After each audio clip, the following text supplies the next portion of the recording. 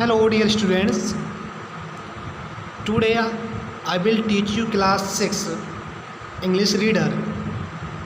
Okay students, open chapter number 2nd. This is the chapter number 2nd. The name of the chapter is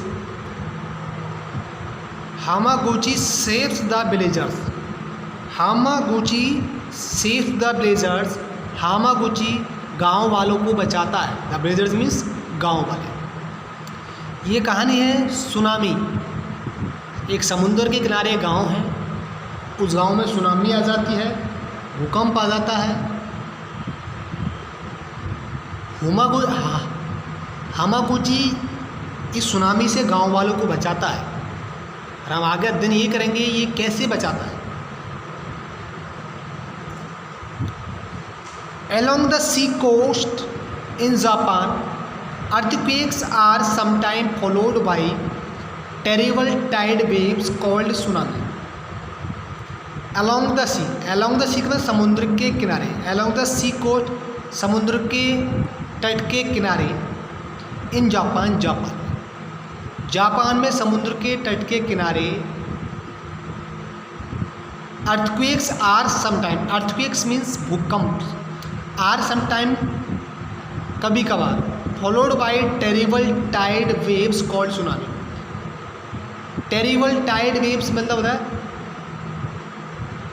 भयंकर ज्वार भाटे की तरंगे. Called tsunami, जिसको tsunami बोलते हैं.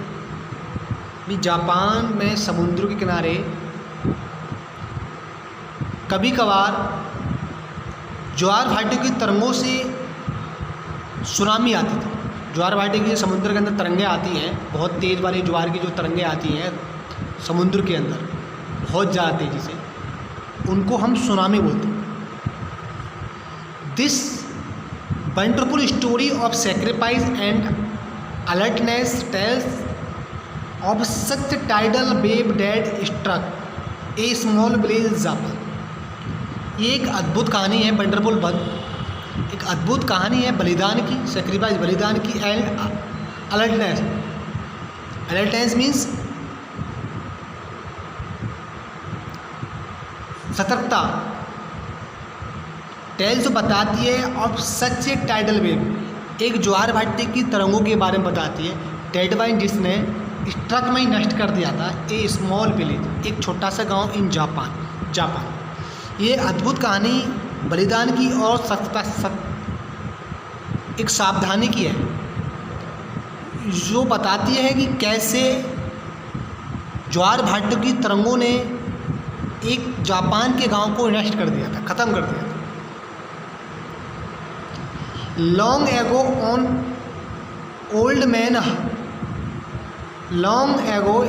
Old man whose name was Hamaguchi lived in a village in Japan. Long ago का अभी लंबे समय की बात है. एक बूढ़ा व्यक्ति जिसका नाम हामागुची है, जापान के एक गांव में रहता था. His farm house stood on the edge of plateau, a flat open space high up on the side of mountain. His farm house मतलब उसका फार्म हाउस स्टूड में था ऑन द एज किनारे पर प्लेटो, एक प्लेटो के किनारे पर उसका एक फार्म हाउस था. एक फ्लैट ओपन स्पेस, एक खुले समतल मैदान में था. Flat open space high up on the side मतलब काफ़ी ऊंचाई पे, ऑन द साइड किनारे पर, ऑफ ए माउंटेन के किनारे पर, पर्वत के किनारे पर एक फ्लैट खुले मैदान पर हामागुची का एक फार्म हाउस था. फार्म हाउस का मतलब होता है जहाँ खेती किसानी करते हैं और जहाँ किसान लोग अपना अनाज भी इकट्ठा कर लेते हैं. Behind his house the mountain stood still higher and full of the dense forest. Behind his house और उसके घर के पीछे द माउंटेन पर्वत स्टूड में खड़े थे, स्टिल हायर काफ़ी ऊंचे, and full of dense forest. Full of dense forest मतलब घने जंगलों से भरे हुए. और उसके घर के पीछे काफ़ी ऊंचे ऊंचे पहाड़ थे. उन पहाड़ों पे एक घना जंगल था. मुश्किल से घर का था, फार्म हाउस था एक पर पहाड़ के किनारे पर. पहाड़ के दूसरी साइड पर था जो एक फ्लैट खुला हुआ मैदान था, उस पर उसका फार्म हाउस था और उसकी घर के पीछे बड़े बड़े विशाल पहाड़ थे। उन पहाड़ों के ऊपर एक विशाल जंगल था, घना जंगल था। In front it sloped gently down to the sea. In front और इसी के सामने it sloped gently down to the sea. और उस पर्वत से स्पेस था, फ्लैट स्पेस था, मतलब स्लोप मतलब ढालू था जो धीरे धीरे समुद्र की तरफ जाता था।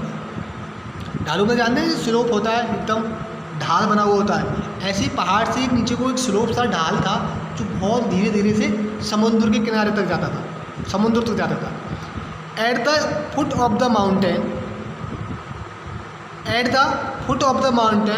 along the shore was their village made up the about 100 thatched houses at the foot of the mountain। और पर्वत के फुट का मतलब होता है पैर, तो at the foot of the mountain में इसका मतलब हुआ है at the foot of the mountain, पर्वत के नीचे, पर्वत की जड़ में। along the shore और समुद्र के किनारे पर was a little village एक छोटा गांव था। Made of the about 100 thatched house और उस गांव में लगभग 100 छप्परों के बने हुए घर थे। छप्परों वाले घर थे, झोंपड़ी वाले घर थे, जिन घरों पे सिर्फ झोंपड़ी होती है ना, छप्परों से बने हुए थे, घास फूस से बने हुए घर थे। दोबारा इमेज करेंगे कि वो कैसा दृश्य होगा। एक पहाड़ है और पहाड़ के दूसरे किनारे पर हामागुची का फार्म हाउस है और उस घर के पीछे, फार्म हाउस के पीछे, मतलब हामागुची घर के पीछे बड़े बड़े विशाल पहाड़ हैं। उन पहाड़ों के ऊपर एक बहुत घने जंगल है और उसी जंगल के एक ढाल से दूसरी किनारे के ढाल पर, समुद्र के किनारे पर, पहाड़ के नीचे एक गांव बसा हुआ है। उस गांव में लगभग 100 घर हैं जो सिर्फ घास फूस के छप्पड़ों से बने हुए हैं। A little apart from them stood a temple। A little apart from them एक छोटा सा, इसके अतिरिक्त, अपार्ट फ्रॉम इन सब के अतिरिक्त, stood the temple इन सब के अतिरिक्त एक छोटा सा टेम्पल भी है उस गांव में। उस गांव में 100 घर हैं। उन 100 घरों के अतिरिक्त उस गांव के बीच में एक छोटा सा टेम्पल भी है, मंदिर भी। तो ओके स्टूडेंट्स, इससे आगे हम आपको अगली वीडियो में पढ़ाएंगे। Okay students, revise everything and right every hard word in your notebook. Okay student, thanks a lot and have a nice time.